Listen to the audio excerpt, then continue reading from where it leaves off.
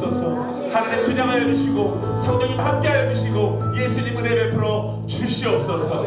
감사하며 예수 그리스도의 이름으로 기도드렸사옵나이다. 주님께 감사의 박수 드리겠습니다. 아멘. 주님만 예배하길 원하는 우리 예능 방송 선교인 여러분, 주님 이름으로 사랑하고 축복하고 환영합니다. 네. 오늘도 예배가 기대되죠. 저 먼 섬나라 강화도에서 우리 장강 목사님 홀로 오셔갖고 뭐 사람이 10명이 있거나 수천 명이 있거나 온전히 사람 바라보지 않고 하나님께 예배드리는, 그래서 우리가 늘 찬양으로 이렇게 열어주는 예배가 늘 사모가 됩니다.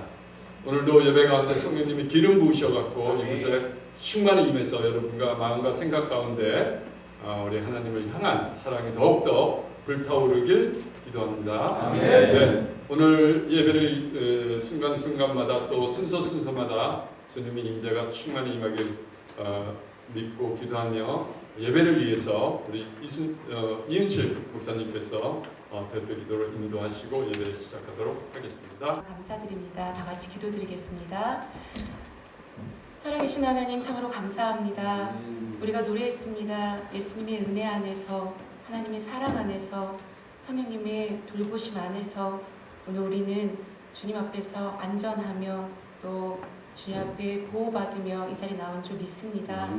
우리가 바랄 것은 우리의 연약함과 부족함이 여전히 많기에 예배하는 가운데 우리의 부족함과 연약함을 주님 앞에 완전히 내려줘서 주님 앞에서 그 부분이 해결되며 또 주님 앞에 용서함 받으며 새 힘을 얻는 자리 되게 하여 주시옵소서. 그것이 내 힘과 능으로 되지 않기에 예수 그리스도를 의지하여 이곳에 나왔사오니 말씀 들을 때에 우리의 심령이 쪼개지게 하여 주시고 말씀에 힘입어 우리가 새로움을 있게 하여 주시옵소서. 이 나라와 열방이 주님 안에서 안전하길 원합니다. 참 평안이 있길 원합니다. 주님 없이는 되지 않기에 오늘도 주님의 이름으로 구하오니 각 지역과 특별히 우리나라와 또 여전히 소망을 잃고 살아가는 자들에게 하나님의 큰 은혜와 또 소망을 더듬혀 주시옵소서. 생명의 능력이 흘러가 주시옵소서. 오늘 이 모든 것을 우리가 간절히 소원하며 예배할 때에 우리 모두가 예배 마치는 그때 돌아가는 시간에 함께 아멘 아멘 평안을 나누며 돌아갈 수 있도록 축복하여 주시옵소서. 감사드리며 살아계신 예수 그리스도의 이름으로 기도드리옵나이다. 하나님의 말씀 창세기 45장 5절로 7절까지의 말씀 받으신 유인물 참고하시기 바랍니다. 제가 봉독하겠습니다. 당신들이 나를 이곳에 팔았다고 해서 근심하지 마소서, 한탄하지 마소서. 하나님이 생명을 구원하시려고 나를 당신들보다 먼저 보내셨나이다.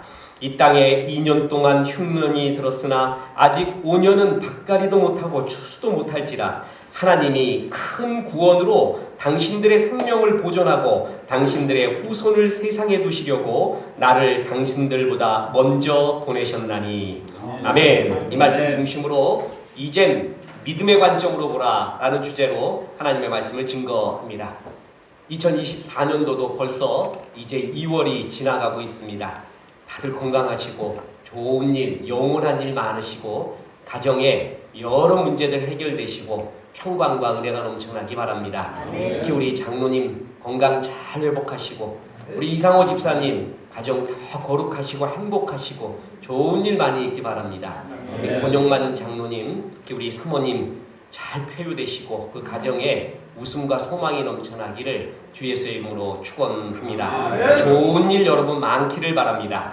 자, 여러분 우리 아직까 프레시한 거 한번 테스트 해보겠습니다. 눈이 녹으면 어떻게 됩니까? 눈이 녹으면 어떻게 되죠? 이건 답이 없습니다. 그냥 자기가 생각하는 것이 답입니다. 눈이 녹으면 어떻게 돼요? 물이 됩니까? 예, 맞습니다. 또 눈이 녹으면 어떻게 되죠? 봄이 옵니다. 벌써 답을 말씀하시네요. 예? 일본의 만화가 나카야 나스키의 애니메이션 후루츠 바스켓이라는 애니메이션이 있습니다. 거기에 여러 상처받은 인물들이 나와서 서로의 만남과 대화를 통해서 치유해 가는 과정이 나오죠. 그 중에 여자 주인공 혼다 토투가 이렇게 말합니다. 눈이 녹으면 뭐가 된다고 생각하세요? 이 생각, 자기가 하고 있는 생각과 맞은 사람과 코드가 맞은 사람과 친구가 되고 싶어 했습니다. 자, 눈이 녹으면 물이 되죠.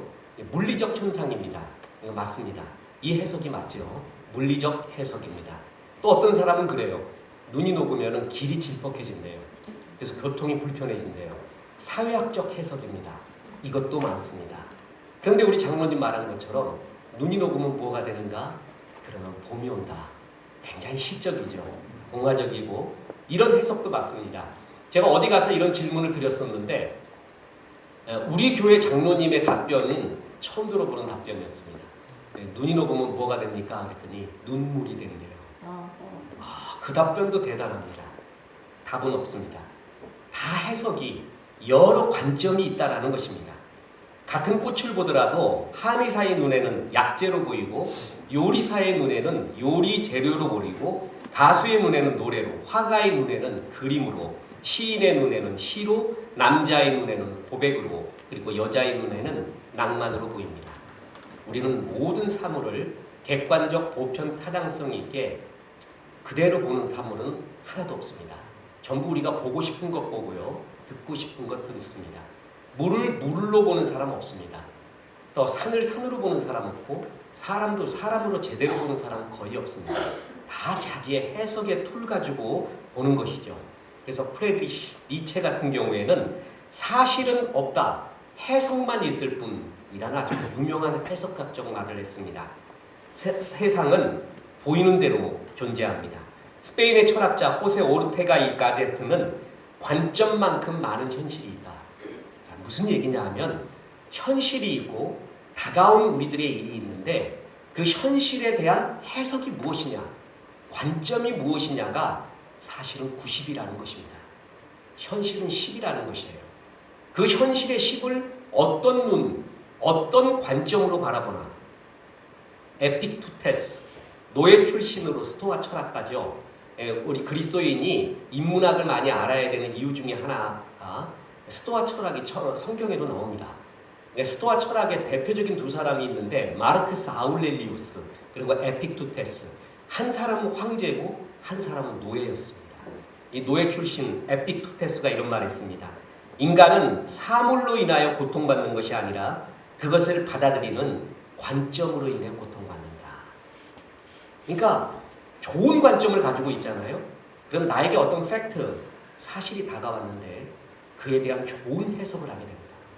하나님의 해석을 하게 돼요. 그때부터 자유가 임하기 시작합니다. 그런데 하나님의 관점과 해석이 내 속에 없어요. 그러면 다가온 현실은 전부 지옥이 되는 것입니다. 하나님의 관점으로 다가온 나의 모든 현실을 바라보는 것, 그것을 가리켜 믿음이라고 말합니다.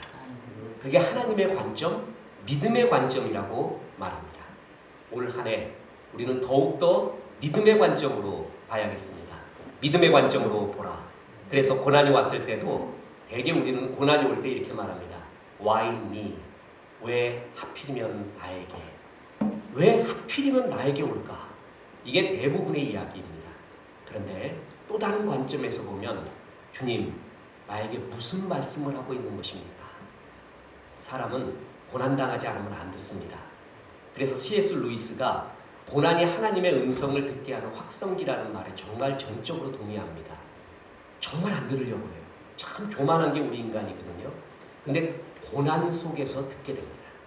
고난에 진짜 이것이 하나님의 음성이구나. 그리고 주의 철저하게 주님을 의뢰해야겠구나 라고 들을 때가 어느 때인가?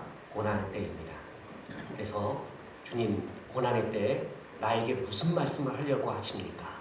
이런 관점으로 바라보는 것, 그게 바로 성숙한 믿음입니다. 오늘 요셉 이야기를 보십시오. 요셉은 정말 기구한 운명 속에서 애굽의 총리가 되었죠. 근데 세상에 이런 운명의 장난이 어디 있습니까? 자기를 팔았던 이복 형들이 자기의 발 앞에 있습니다. 식량 구하러 왔죠. 그 요셉이 애굽 총리인 것을 모르고 말입니다. 만약에 이것을 가리켜 이것을 가지고 여러분이 신문 기사를 쓴다면 타이틀을 어떻게 하겠습니까? 어떻게 쓰겠습니까? 바로 이 장면 속에서 인생 정말 세옹지마다 요셉은 과연 얼마만큼 복수할까? 그가 당했던 것이 100이라면 10만큼 복수할까? 50만큼 복수할까? 어떤 신문 기사를 쓰겠습니까? 그런데 요셉의 이야기를 보십시오.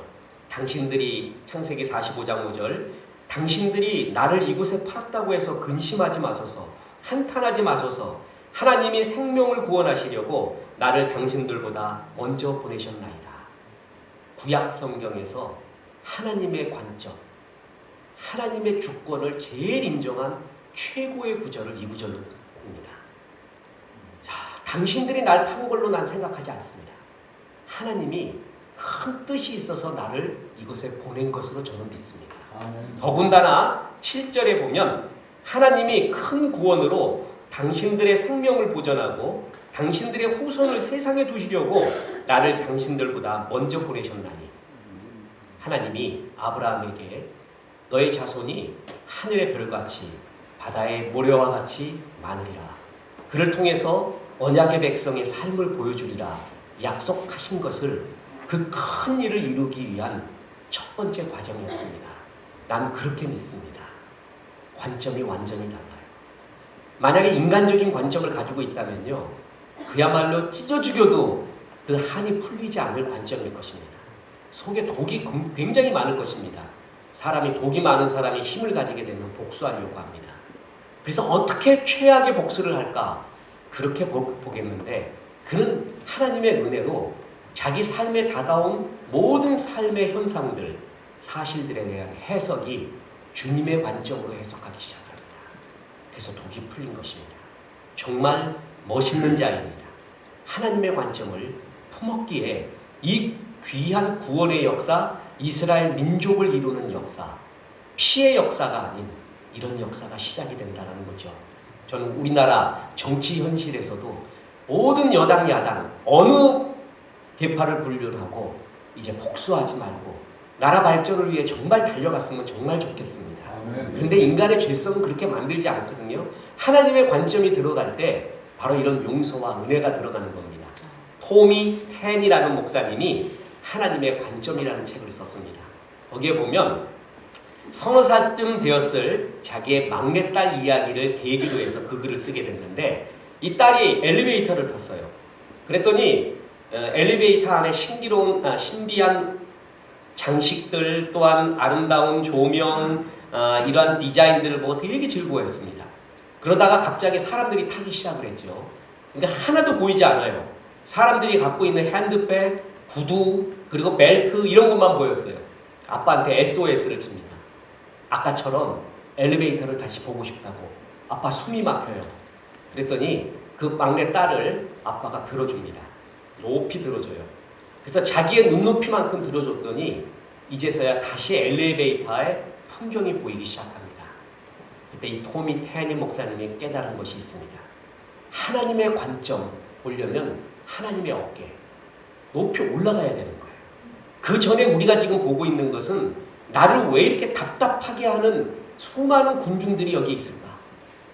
보이는 것이 엘리베이터가 아니라 답답해 보이는 전부 벽들만 보이는 거예요. 엘리베이터 안에서. 근데 하나님이 높여주니까 이제 다시 엘리베이터가 보이기 시작하는 것입니다. 바로 이 하나님의 관점을 회복하는 것, 그게 믿음의 회복이고 자유의 회복이고 은혜의 회복이라는 것입니다. 맹자의 진심장에 보면 이런 구절이 나옵니다.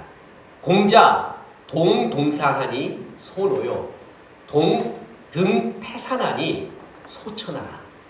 공자가 동산에 오르니 노나라가 작게 보이고 태산에 오르니 천하가 작게 보이더라. 절에는 내 앞에 다가온 모든 현실이 다 커 보입니다. 이 문제에 짓눌릴 것 같습니다. 전부 커 보여요. 그런데 동산에 올라보니까 노나라가 작게 보이고 태산에 올라보니까 천하가 작게 보이더라. 높이 오를 때, 높이 올라서 하나님의 관점을 보게 될 때, 그때 이 문제가 아무것도 아니구나, 하나님이 어떤 뜻이 있구나라는 자유와 은혜의 해석이 나오기 시작했다는 것입니다. 다윗과 골리앗의 이야기 잘 알죠? 왜 골리앗 앞에 그렇게 죽어댔습니까? 사람이 자기와 골리앗을 비교해서 그렇습니다. 그런데 다윗은 자기와 골리앗을 비교하지 않고요, 골리앗과 하나님을 비교합니다. 너 하나님에 비해서는 아무것도 아니라는 것을 알고 있습니다. 그 관점, 사람들은 골리앗과 자기를 비교하는 관점 속에 살았어요. 그런데 다윗은 골리앗과 하나님을 비교하는 믿음의 관점에서 그를 바라봤다는 거죠. 사람들이 말합니다. 골리앗 저렇게 큰데 어떻게 우리가 이깁니까? 게임도 안 됩니다. 근데 다윗이 이렇게 말합니다. 저놈 엄청 커가지고 돌 갖고 아무데나 던져도 다 맞겠다. 완전히 관점이 달라는 거예요. 하나님의 관점을 가지면서부터 그런 자유가 임하고 힘이 임하게 된다는 것입니다. 두 번째입니다. 이 믿음의 관점, 하나님의 관점을 갖기 위해서 어떻게 해야 되는가? 신실한 예배를 통해 높이 올라가야 됩니다. 자, 옛날 초창기 비행기가 만들어졌을 시절에 실화라고 합니다. 그 비행기에 쥐가 타는 경우가 있었다고 합니다. 아니면 쥐가 아예 거의 살림 뿌리는 경우도 있대요. 따뜻하니 그거 좋아가지고. 지금도 최첨단 비행기라 할지라도 그 엔진에 독수리나 비둘기 들어가면 난리 나지 않습니까? 근데 옛날에 아주 그 기술이 미비한 상태에서 쥐가 전선이라도 갉아먹으면 어떻게 되겠습니까? 거기 살림 차리고 있는데. 근데 이게 비행기 타고 올라갔더니 쥐 소리가 나는 거예요. 이 파일럿한테. 큰일 난 거죠. 그때 여러분 어떡하겠습니까? 비행기를 흔들어도 쥐는 안 떨어집니다. 심지어는 비행기를 거꾸로 해도 있잖아요. 쥐는 딱 달라붙습니다. 여기 내 집이야. 절대 안 떨어져요. 그때 매뉴얼에 쥐를 없애는 방법이 있다고 합니다. 뭐냐면 쥐가 견딜 수 없을 만큼 그러나 비행기와 사람은 견딜 만큼 높이 올라간대요. 높이 올라가는 것입니다. 그럼 그 기압 때문에 쥐가 죽는다고 합니다. 흔들어도 안 됩니다. 어떤 가정도 어떤 개인도 문제의 쥐가 없는 곳은 없습니다. 교회도 마찬가지입니다. 쥐 없는 곳은 없습니다. 문제 없는 곳은 없습니다. 문제 없는 사람은 또 없습니다. 근데 내 집안에 쥐를 없애는 법이 있습니다. 내 개인의 문제인 쥐를 없애는 법이 있습니다. 높이 올라가면 됩니다. 높이 올라가면 됩니다.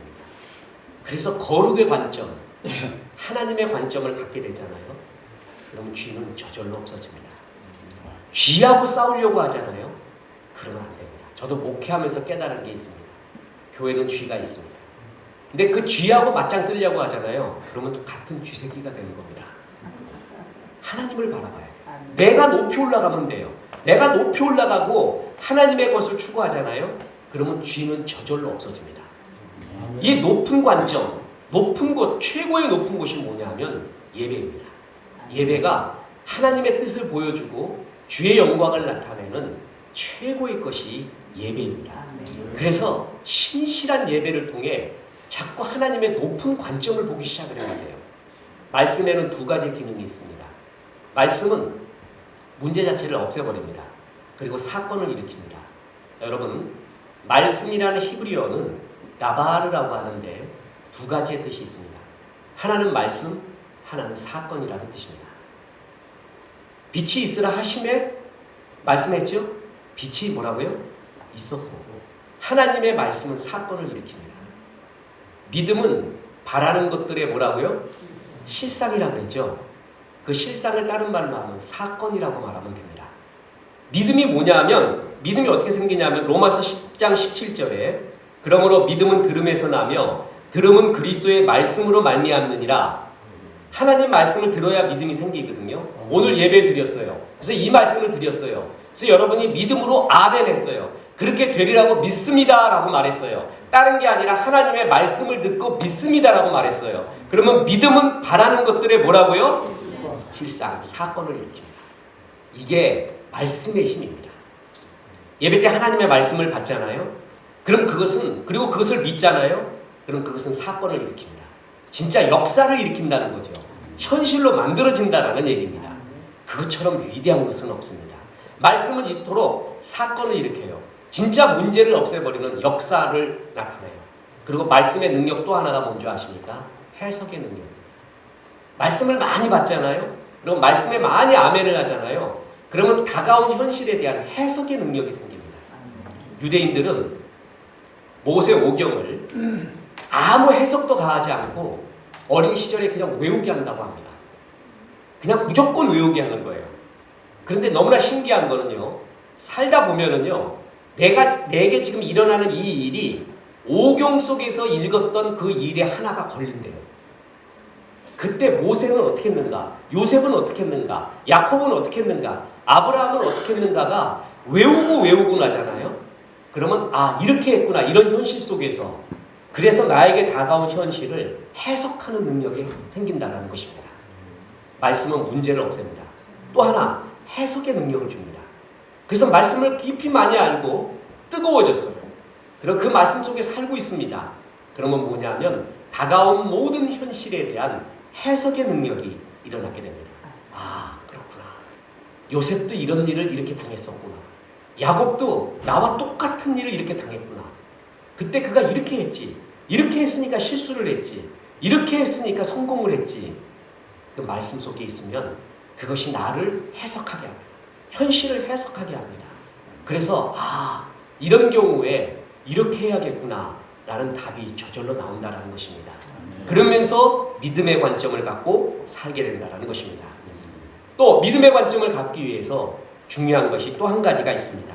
그것은 지금 일에 충성을 다하라는 것입니다. 이것은 굉장히 중요합니다. 자, 요셉이 30살에 애굽의 총리로 쓰임을 받았습니다. 그 전에 뭐 했죠? 그는 보디발의 집에서 노예 소년으로 있었습니다. 애굽의 2인자였습니다. 보디발은. 그랬을 때 거기에 보디발이 요셉을 주목합니다. 몇 명 있는 한 4-5명 있는 중에 요셉을 주목한 게 아니죠. 애굽이라는 나라, 당시의 미국입니다. 말도 못하는 엄청난 사병도 가지고 있고요. 엄청난 재력과 권력을 갖고 있는 그 집안, 사실은 작은 나라입니다. 그 중에 요셉을 주목합니다. 보디발이 보기에 여러분 지도자는요, 짱구가 아닙니다. 지도자는 다 압니다. 진짜 거의 압니다. 바보처럼 보여도 바보가 아닙니다. 다 알고 있습니다. 저 사람 정말 바보 같아. 왜 저런 짓 하지? 아닙니다. 다 알고 있습니다. 근데 일부러 바보짓 하는 겁니다. 대통령 다 알고 있습니다. 그리고 모르지 않습니다. 다 아는데도 그 뜻 하는 거예요. 지도자쯤 되잖아요. 그럼 사람파, 지인지감이 있습니다. 많은 노예들 중에서 하찮은 히브리 노예 하나에 주목을 합니다. 쟤는 뭔가 달라. 보디발이 그를 보고 느낀 게 뭐냐면 쟤는 하나님 앞에, 야훼 앞에 설고 있구나. 야훼 앞에서라는 삶의 원리가 있구나. 그리고 그렇게 살았더니 야훼 하나님이라는 분이 저를 도와주고 형통케 하고 있구나. 그거를 느낍니다. 지도자는 이 정도 다 봅니다. 초등학교 때 잊혀지지 않는 선생님의 말 넘버 1이 있습니다. 강대상에서는 다 보인대. 진짜 그 말이 맞아요. 다 보여요. 정말 다 보입니다. 애 자고 있는 거, 딴짓 하고 있는 거, 안 보이는 것 같지만 다 보여요. 그런데 보디발의 눈에서 그게 보였죠. 그래서 그에게 가정 총리의 일을 맡깁니다. 작은 일 아닙니다. 굉장히 많습니다. 그 일을 충성스럽게 합니다. 내내 울고 있고 복수의 칼을 갈고 있지 않고 그곳에서 충성을 다하고 있어요. 그런데 고넬료에게 말했습니다. 네 기도와 구제가 하나님 앞에 뭐라고요? 상달. 그게 임계점이에요. 그날이 언젠가 I don't know. 아무도 모릅니다. 아무도 몰라요. 근데 상달되었다. 기억되신 바 되었다. 되었다라는 거죠. 그 다음부터 터지기 시작합니다. 그 다음부터는 감당 못할 정도로 터집니다. 그 전까지 우리는 최선을 다하는 것입니다. 어느 날인지 모르고 또 어떤 섭리 가운데 크게 인도하는지 모르지만 지금 충성을 다할 때 하나님의 큰 섭리 가운데로 나를 인도하고 있구나 라는 걸 크게 믿어야 됩니다. 그게 믿음의 관점입니다. 그래서 다가온 모든 현실을 하나님의 관점, 믿음의 관점으로 잘 보아서 이것이 나를 죽이려고 하는 문제의 관점이 아닌 하나님의 큰 섭리를 이루는 선의 관점이구나 하는 것을 잘 깨달아서 나날이 승리하십시오. 고난 속에 있는 여러 또 우리 예방선 성도 여러분 힘내십시오. 고난은 신비입니다. 이제 조금 있으면 저도 내일 모레인가요? 규장 출판사라서 인문학 하나님께 4집을 위한 인터뷰를 합니다. 그런데 선 질문, 3집 질문을 할 때 이거는 목사님 제일 큰 질문입니다. 답해 주십시오. 그래서 왜 고난이 이제 고난의 이유가 뭐냐요? 그래서 그것은 선 질문에 있지 않은 것이었습니다. 뭐라고 답했는지 아십니까? 잘 모르겠습니다. 했습니다. 저도 잘 모릅니다. 왜 우리는 고난 속에서 깨닫는지, 왜 꼭 그 방법이어야지 되는지 저도 잘 모르겠습니다. 그런데 고난은 참 고통스럽습니다. 고난은 정말 안 당하는 것이 좋습니다. 그런데 분명한 것은 고난은 유익이 있습니다. 고난 때 깊이 주님을 만납니다. 여러분, 광야라는 말이 미드바르입니다. 미드바르. 그런데 이것은 두 가지의 합성어인데요. from이라는 뜻이에요. FROM. 드바르, 이게 다바르예요. 다바르. 그러니까 말씀이라는 뜻이에요. 그러니까 나바르가 합쳐져서 미드바르. 이게 광야예요. 그러면 말씀으로부터라는 뜻이죠. 완전히 그 사역을 하면은요. 광야가 뭐냐면 말씀만 들리는 때입니다. 다른 게 아무것도 안 들리고 말씀만 들릴 때, 세상과 나도 간 곳 없고 주님의 말씀만 들리는 때, 그때가 광야입니다. 그때 정말 저도 그랬습니다.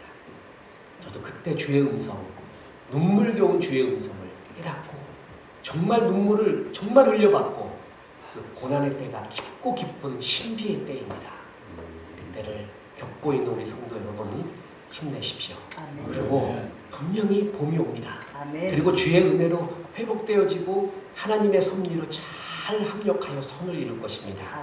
이 믿음의 관점 잘 가지셔서 승리하시는 종들 되기를 주 예수의 이름으로 축원합니다. 하나님 감사합니다. 요셉같이 다윗같이 주의 관점 잘 받아들여서 충성을 다하는 종 되어서 하나님께서 맡겨주신 작은 일들에 충성 다하며 착하고 충성된 종아하는 주의 음성 듣기 원하옵나이다. 사랑하는, 그리고 존경하는, 그리고 주님이 보시는 귀한 보석 예방성 성도 여러분께 하나님의 은혜와 축복이 넘쳐나기를 원하오니 주여 함께하여 주옵소서. 예수님의 이름으로 기도했습니다. 할렐루야. 많은 은혜 받으신 줄 믿습니다. 목사님 말씀대로 정말 고난, 광야는 하나님의 영광을 목도하는 현장인 줄 믿습니다. 네, 감사합니다. 이 시간에 우리 특별히 또 이제 우리가 기도, 목사님 말씀하셨습니다. 기도에는 반드시 임계점이 있습니다. 오늘이 그날인 줄 믿습니다. 참을 수 없는 디지털의 분주함이라는 책이 있어요. 현대인들이 너무나 빨리빨리 바로바로 되지 않으면 안 된다. 우리 한국교회가 지금 이 디지털의 문화를 받아서 바로바로 나타나지 않으면 뒤로 물러가고 포기하는 이런 또 참 현상들이 나타나고 있지 않습니까? 여러분, 오늘 우리가 인내하며 뿌린 씨앗의 열매는 반드시 응답될 줄 믿습니다. 우리가 이 기도는 쌓이죠. 그래서 하나님의 임계점 우리는 모르죠. 그러나 반드시 그때가 일어날 줄 믿습니다. 자, 우리 한국교회와 목회자를 위해서, 그리고 또 우리 나라와 민족을 위해서, 그리고 또 우리 이방 선교회를 위해서 우리 다 같이 한번 뜨겁게 우리 한번 기도를 모아서 힘을 내서 2024년도에 우리의 이 기도를 통하여 하나님의 놀라운 역사가 일어나게 될 줄 믿습니다. 사건이 일어날 줄 믿습니다. 우리 다 같이 주여 세 번 부르고 기도합니다. 주여! 주의 보좌로 나아갈 때에 주의 보좌로 나아갈 나 여전히 부족. 세상은 물질이 주인이라 하며 살고 있습니다. 돈 때문에 사람이 죽기도 하고 살기도 하는 세상 가운데 우리는 예배 때마다 헌금과 헌물을 드림으로 우리의 진정한 주인이 주님이라는 것을 믿음으로 고백합니다. 기뻐 받으시고 하나님 나라 확장하는데 잘 쓰이게 도와주옵소서. 돈을 통과한 믿음 주시옵시고 물질을 지배하는 믿음 우리에게 허락하여 주옵소서. 이제는 우리 구주 예수 그리스도의 은혜와 하나님의 크신 사랑과 성령님 작은 일에 충성하며 믿음의 관점을 가지라 말씀하시니 이 말씀에 아멘한 예방선 성도들에게 함께 하셔서 이제부터 끝날까지 크신 영광 받으시옵기를 우리 구주 예수 그리스도 이름으로 축원하옵나이다. 아멘. 임동진 목사님으로 되어 있는데, 임동진 목사님이 오늘 병원도 가셨다가 또 오후에도 스케줄을 오셔가지고 여기 못 오시겠다고 그래서 목사님으로 순서지엔 쓰였습니다만 다시 또 제가 출연했습니다. 앞으로 우리 이해방선 모임은 9시 반이면 딱 끝나도록 멀리 계신 분들이 좀 힘들어하는 것 같아요. 그래서 좀 그렇게 빨리 진행하도록 그렇게 했으면 좋겠습니다. 그리고 한 가지는 이제 새로 오신 분들은 이제 우리 이상호 회장님 소개하시겠지만 한 가지 제가 여기 나온 김에 제안 드리는 것이 우리 예방선 예배가 이제 목사님 말씀 좋고 다 여기서 이렇게 하고 있는데 우리가 조금 마음속에 이런 것 좀 하고 싶다, 듣고 싶다, 뭐 이런 게 좀 있을 것 같아요. 왜냐하면 우리 예방선에 전문인들이 많습니다. 우리 김은경 대표 같은 분도 계시고, 또 연기자도 계시고, 그 다음에 이제 우리 전진국 사장 오늘 처음 오셨지만, 원래 초창기 멤버입니다. 제가 전진국 사장만 소개를 하죠. 우리 전진국 사장님, 집사님 마스크 하고 계신데 조금 벗고 잠깐 일어났어요. 우리 KBS 후배예요. 예능국장으로 아주 날렸죠. 예능가에 날리시다가 부사장까지 했어요. 제 뒤를 이어서 바로 뒤는 아니지만 우리 크리스찬 중에서 또 돋보이게 우리 예방선의 초창기 멤버입니다. 우리 김은경 대표는 같이. 근데 이번 작년 12월에 CGN의 대표로 온누리교회 집사님이신데 CGN 대표로 취임을 하셨어요. 박수 한번 쳐주시죠. 이따가 말씀은 이따가 하시고 우리 저런 분도 계시고 또 이제 찬양에 대한 것도 있고 또 우리 좋은의 마음양 그런 데를 운영하는 분도 계시고 각 분야의 전문가들이 계세요. 또 외부에서도 우리 인맥들을 통하면 좋은 전문가들이 와서 우리들한테 이제 말씀도 전하지만 그렇게 특강을 할 때 예방선에 이제 우리 정인교 목사님 날마다 생방송으로 지금 이 GGB TV를 통해서 인터넷으로 유튜브로 나가고 있습니다. 유튜브로 나가고 있는데 이걸 보고 이 예방선이라는 데가 그런 데구나. 저기 가면은 이런 전문인들의 특강을 들을 수 있겠다. 그런 마음을 가지고 올 수 있을 것이라고 봅니다. 그래서 구체적으로 어떻게 순서를 만들고 할지는 좀 더 우리가 생각하면서 뜻을 모아가지고 발표를 하겠지만 제가 한번 이제 이렇게 건의를 드리면서 여러분들이 다 반대 안 하시면 우리가 이제 구체적인 계획들을 좀 세워볼까 합니다. 김원정 선교사님은 뉴욕에 가면 센트럴 처치죠. 거기 대지가 우리나라하고 평수로 3만 평인 아름다운 교회가 있어요. 여기 담임 목사님 아드님이세요. 방황을 하다가 이제 다시 전도가 되셨어요. 그죠? 네, 열심히 이렇게 하실 수 있도록 시간 나실 때마다 기도해 주시고 또 축복해 주시고 3월 16일 날 몇 시죠? 1시. 네, 다 같이 우리 가서 축하해 주셨으면 좋겠습니다. 네, 축하드립니다. 감사합니다. 선사장님, 아까 이영모 장로님 말씀하셨지만 잠깐 인사 좀 하시죠. 그래도 초창기 멤버시지만 새로 이렇게 오셨으니까 CGN TV 맡게 되셨는데 예, 반갑습니다. 박수 치지 마세요. 쑥스럽게. 오랜만에 예방선 모임에 왔네요. 초창기 아까 이영모 장님이 아까 설명했듯이 기도 모임으로 시작해서 오늘까지 이렇게 쭉 이어진다는 것 참 하나님의 축복인 것 같습니다. 오랜만에 오니까 우리 이영모 장로님도 뵙고 우리 권영만 장로, 그다음에 우리 김은경 권사님이죠? 예. 오랜만에 뵙습니다.